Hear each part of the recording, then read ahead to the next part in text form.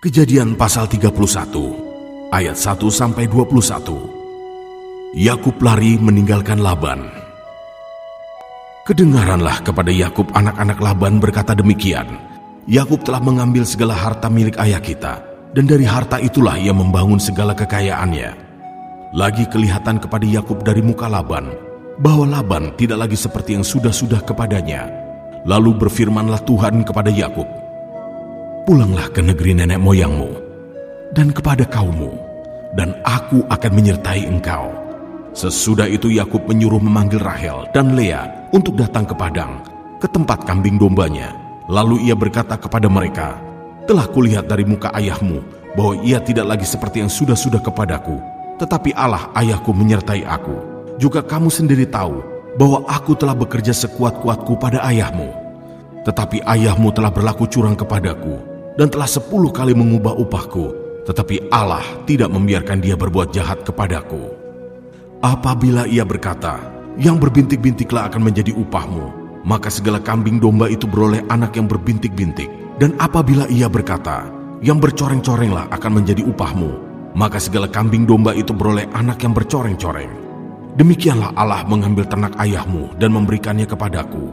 Pada suatu kali pada masa kambing domba itu suka berkelamin, maka aku bermimpi dan melihat bahwa jantan-jantan yang menjantani kambing domba itu bercoreng-coreng, berbintik-bintik dan berbelang-belang. Dan malaikat Allah berfirman kepadaku dalam mimpi itu, Yakub. Jawabku, ya Tuhan. Lalu ia berfirman, angkatlah mukamu dan lihatlah bahwa segala jantan yang menjantani kambing domba itu bercoreng-coreng, berbintik-bintik dan berbelang-belang, sebab telah kulihat semua yang dilakukan oleh Laban itu kepadamu. Akulah Allah yang di Betel itu, di mana engkau mengurapi tugu, dan di mana engkau bernasar kepadaku. Maka sekarang, bersiaplah engkau, pergilah dari negeri ini, dan pulanglah ke negeri sanak saudaramu. Lalu Rahel dan Lea menjawab Yakub, katanya, bukankah tidak ada lagi bagian atau warisan kami dalam rumah ayah kami? Bukankah kami ini dianggapnya sebagai orang asing, karena ia telah menjual kami? Juga bagian kami telah dihabiskannya sama sekali. Tetapi segala kekayaan yang telah diambil Allah dari ayah kami adalah milik kami dan anak-anak kami. Maka sekarang, perbuatlah segala yang difirmankan Allah kepadamu. Lalu bersiaplah Yakub, dinaikkannya anak-anaknya dan istri-istrinya ke atas unta. Digiringnya seluruh ternaknya dan segala apa yang telah diperolehnya, yakni ternak kepunyaannya yang telah diperolehnya di Padan Aram, dengan maksud pergi kepada Ishak, ayahnya, ke tanah Kanaan. Adapun Laban telah pergi menggunting bulu domba-dombanya. Ketika itulah Rahel mencuri terafim ayahnya. Dan Yakub mengakali Laban, orang Aram itu, dengan tidak memberitahukan kepadanya bahwa ia mau lari. Demikianlah ia lari dengan segala harta miliknya. Ia berangkat menyeberangi sungai Efrat dan berjalan menuju pegunungan Gilead. Ayat 22-42. Laban mengejar Yakub.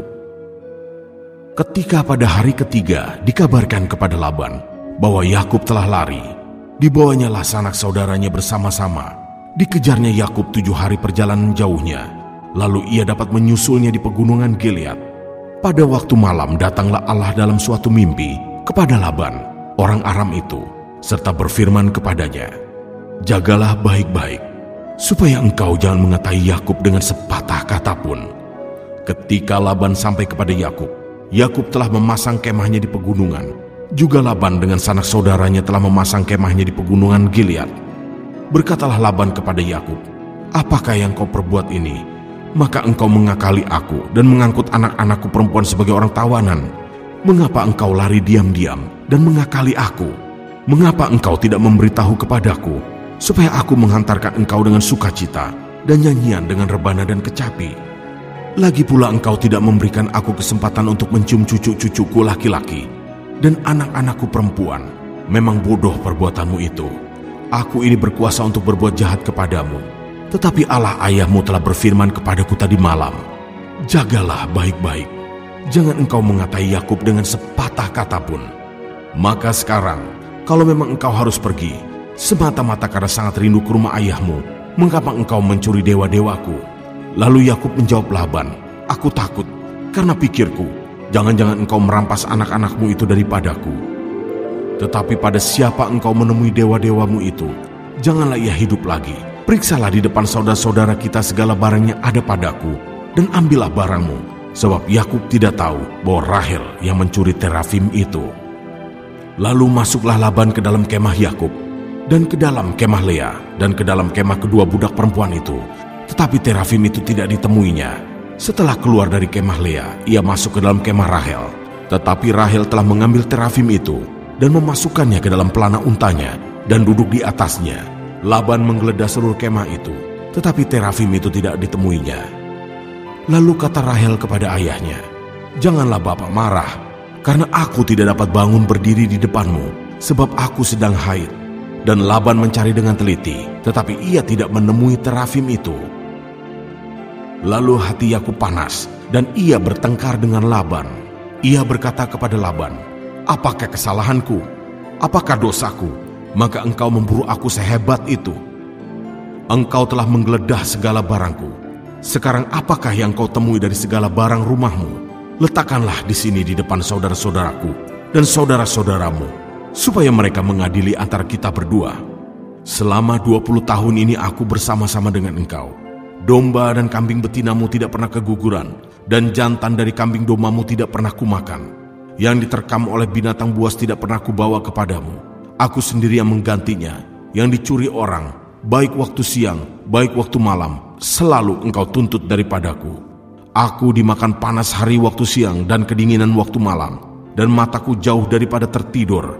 Selama 20 tahun ini aku di rumahmu. Aku telah bekerja padamu 14 tahun lamanya untuk mendapat kedua anakmu, dan 6 tahun untuk mendapat ternakmu, dan engkau telah 10 kali mengubah upahku.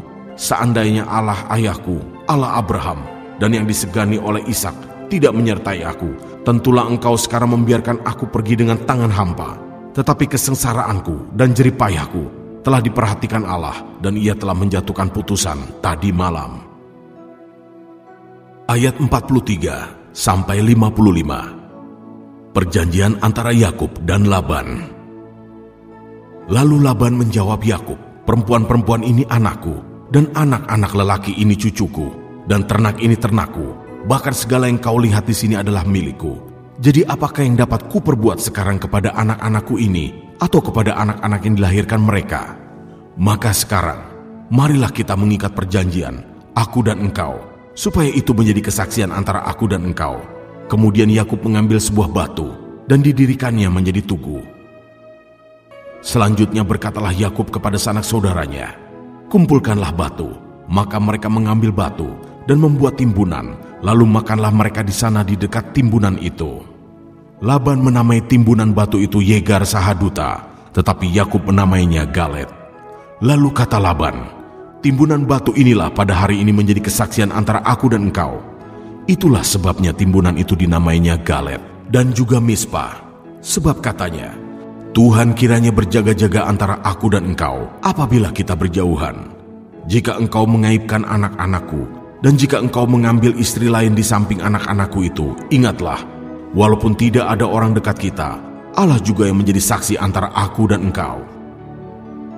Selanjutnya kata Laban kepada Yakub, "Inilah timbunan batu, dan inilah tugu yang kudirikan antara aku dan engkau.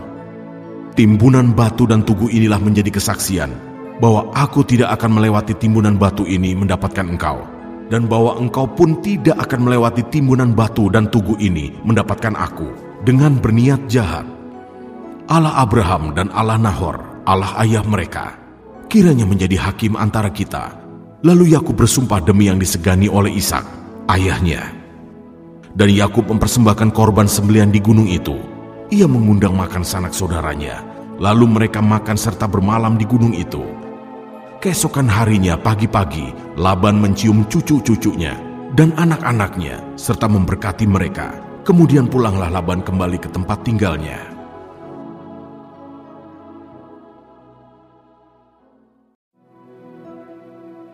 Kejadian pasal 32, ayat 1 sampai 21. Yakub takut bertemu dengan Esau. Yakub melanjutkan perjalanannya. Lalu bertemulah malaikat-malaikat Allah dengan dia. Ketika Yakub melihat mereka, berkatalah ia, Ini bala tentara Allah, sebab itu dinamainyalah tempat itu Mahanaim. Sesudah itu Yakub menyuruh utusannya berjalan lebih dahulu mendapatkan Esau kakaknya ke tanah Seir, daerah Edom. Ia memerintahkan kepada mereka, "Beginilah kamu katakan kepada tuanku, kepada Esau, beginilah kata hambamu Yakub, aku telah tinggal pada Laban sebagai orang asing dan diam di situ selama ini. Aku telah mempunyai lembu sapi, keledai dan kambing domba, budak laki-laki dan perempuan, dan aku menyuruh memberitahukan hal ini kepada tuanku, supaya aku mendapat kasihmu." Kemudian pulanglah para utusan itu kepada Yakub dan berkata, "Kami telah sampai kepada kakakmu, kepada Esau, dan ia pun sedang di jalan menemui engkau, diiringi oleh 400 orang. Lalu sangat takutlah Yakub dan merasa sesak hati. Maka dibaginyalah orang-orang yang bersama-sama dengan dia, kambing dombanya, lembu sapi dan untanya menjadi 2 pasukan. Sebab pikirnya, jika Esau datang menyerang pasukan yang satu, sehingga terpukul kalah, maka pasukan yang tinggal akan terluput. Kemudian berkatalah Yakub, "Ya Allah nenekku Abraham dan Allah ayahku Ishak, ya Tuhan yang telah berfirman kepadaku, pulanglah ke negerimu serta kepada sanak saudaramu, dan aku akan berbuat baik kepadamu.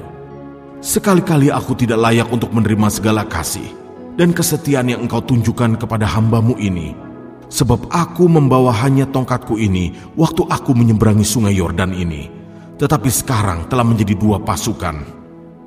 Lepaskanlah kiranya aku dari tangan kakakku, dari tangan Esau, sebab aku takut kepadanya. Jangan-jangan ia datang membunuh aku, juga ibu-ibu dengan anak-anaknya. Bukankah engkau telah berfirman, tentu aku akan berbuat baik kepadamu, dan menjadikan keturunanmu sebagai pasir di laut, yang karena banyaknya tidak dapat dihitung." Lalu bermalamlah ia di sana pada malam itu. Kemudian diambilnyalah dari apa yang ada padanya suatu persembahan untuk Esau kakaknya, yaitu 200 kambing betina dan 20 kambing jantan, 200 domba betina dan 20 domba jantan, 30 unta yang sedang menyusui beserta anak-anaknya, 40 lembu betina dan 10 lembu jantan, 20 keledai betina dan 10 keledai jantan. Diserahkannyalah semuanya itu kepada budak-budaknya untuk dijaga, tiap-tiap kumpulan tersendiri, dan ia berkata kepada mereka, "Berjalanlah kamu lebih dahulu, dan jagalah supaya ada jarak antara kumpulan yang satu dengan kumpulan yang lain." Diperintahkannyalah kepada yang paling di muka, "Apabila Esau, kakakku, bertemu dengan engkau dan bertanya kepadamu, 'Siapakah tuanmu, dan kemanakah engkau pergi, dan milik siapakah ternak yang di depanmu itu?' Jawablah, 'Milik hambamu Yakub, inilah persembahan yang dikirim kepada tuanku Esau, dan Yakub sendiri pun ada di belakang kami.' Begitulah diperintahkannya baik kepada yang kedua maupun kepada yang ketiga, dan kepada sekalian orang yang berjalan menggiring kumpulan hewan itu. Katanya, 'Seperti perkataanku tadilah, kamu katakan kepada Esau apabila kamu berjumpa dengan dia. Dan kamu harus mengatakan juga, hambamu Yakub sendiri ada di belakang kami. Sebab pikir Yakub, baiklah aku mendamaikan hatinya dengan persembahan yang diantarkan lebih dahulu. Kemudian barulah aku akan melihat mukanya. Mungkin ia akan menerima aku dengan baik.' Jadi persembahan itu diantarkan lebih dahulu, tetapi ia sendiri bermalam pada malam itu di tempat perkemahannya." Ayat 22-32. Pergumulan Yakub dengan Allah. Pada malam itu Yakub bangun, dan ia membawa kedua istrinya, kedua budaknya perempuan dan ke-11 anaknya, dan menyeberang di tempat penyeberangan sungai Yabok. Sesudah ia menyeberangkan mereka, ia menyeberangkan juga segala miliknya. Lalu tinggallah Yakub seorang diri, dan seorang laki-laki bergulat dengan dia sampai fajar menyingsing. Ketika orang itu melihat bahwa ia tidak dapat mengalahkannya, ia memukul sendi pangkal paha Yakub, sehingga sendi pangkal paha itu terpelecok ketika ia bergulat dengan orang itu. Lalu kata orang itu, "Biarkanlah aku pergi, karena fajar telah menyingsing." Sahut Yakub, "Aku tidak akan membiarkan engkau pergi, jika engkau tidak memberkati aku." Bertanyalah orang itu kepadanya, "Siapakah namamu?" Sahutnya, "Yakub." Lalu kata orang itu, "Namamu tidak akan disebutkan lagi Yakub, tetapi Israel, sebab engkau telah bergumul melawan Allah dan manusia, dan engkau menang." Bertanyalah Yakub, "Katakanlah juga namamu." Tetapi sahutnya, "Mengapa engkau menanyakan namaku?" lalu diberkatinyalah Yakub di situ. Yakub menamai tempat itu Peniel, sebab katanya, "Aku telah melihat Allah berhadapan muka, tetapi nyawaku tertolong." Lalu tampaklah kepadanya matahari terbit ketika ia telah melewati Peniel, dan Yakub pincang karena pangkal pahanya. Itulah sebabnya sampai sekarang orang Israel tidak memakan daging yang menutupi sendi pangkal paha, karena dia telah memukul sendi pangkal paha Yakub pada otot pangkal pahanya. Kejadian pasal 33 ayat 1-20. Yakub berbaik kembali dengan Esau. Yakub pun melayangkan pandangnya, lalu dilihatnyalah Esau datang dengan diiringi oleh 400 orang. Maka diserahkannyalah sebagian dari anak-anak itu kepada Lea, dan sebagian kepada Rahel, serta kepada kedua budak perempuan itu. Ia menempatkan budak-budak perempuan itu beserta anak-anak mereka di muka, Lea beserta anak-anaknya di belakang mereka, dan Rahel beserta Yusuf di belakang sekali. Dan ia sendiri berjalan di depan mereka, dan ia sujud sampai ke tanah 7 kali, hingga ia sampai ke dekat kakaknya itu. Tetapi Esau berlari mendapatkan dia, didekapnya dia, dipeluk lehernya, dan diciumnya dia, lalu bertangis-tangisanlah mereka. Kemudian Esau melayangkan pandangnya, dilihatnyalah perempuan-perempuan dan anak-anak itu, lalu ia bertanya, "Siapakah orang-orang yang beserta engkau itu?" Jawab Yakub, "Anak-anak yang telah dikaruniakan Allah kepada hamba-Mu ini." Sesudah itu mendekatlah budak-budak perempuan itu beserta anak-anaknya, lalu mereka sujud. Mendekat jugalah Lea beserta anak-anaknya, dan mereka pun sujud. Kemudian mendekatlah Yusuf beserta Rahel, dan mereka juga sujud. Berkatalah Esau, "Apakah maksudmu dengan seluruh pasukan yang telah bertemu dengan aku tadi?" Jawabnya, "Untuk mendapat kasih tuanku." Tetapi kata Esau, "Aku mempunyai banyak, adikku, peganglah apa yang ada padamu." Tetapi kata Yakub, "Janganlah kiranya demikian. Jikalau aku telah mendapat kasihmu, terimalah persembahanku ini dari tanganku. Karena memang melihat mukamu adalah bagiku serasa melihat wajah Allah, dan engkau pun berkenan menyambut aku.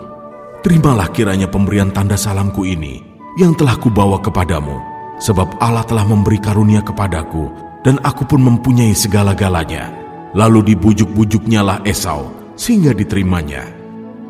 Kata Esau, "Baiklah, kita berangkat berjalan terus, aku akan menyertai engkau." Tetapi Yakub berkata kepadanya, "Tuanku maklum bahwa anak-anak ini masih kurang kuat, dan bahwa beserta aku ada kambing domba dan lembu sapi yang masih menyusui. Jika diburu-buru 1 hari saja, maka seluruh kumpulan binatang itu akan mati. Biarlah kiranya tuanku berjalan lebih dahulu dari hamba-Mu ini, dan aku mau dengan hati-hati beringsut maju menurut langkah hewan yang berjalan di depanku, dan menurut langkah anak-anak, sampai aku tiba pada tuanku di Seir." Lalu kata Esau, "Kalau begitu, baiklah kutinggalkan padamu beberapa orang dari pengiringku." Tetapi Yakub berkata, "Tidak usah demikian, biarlah aku mendapat kasih tuanku saja." Jadi pulanglah Esau pada hari itu berjalan ke Seir. Tetapi Yakub berangkat ke Sukot, lalu mendirikan rumah, dan untuk ternaknya dibuatnya gubuk-gubuk. Itulah sebabnya tempat itu dinamai Sukot. Dalam perjalanannya dari Padan Aram, sampailah Yakub dengan selamat ke Sikem di tanah Kanaan. Lalu ia berkemah di sebelah timur kota itu. Kemudian dibelinya dari anak-anak Hemor, bapak Sikem, sebidang tanah, tempat ia memasang kemahnya, dengan harga 100 kesita. Ia mendirikan mezbah di situ, dan dinamainya itu, Allah Israel ialah Allah.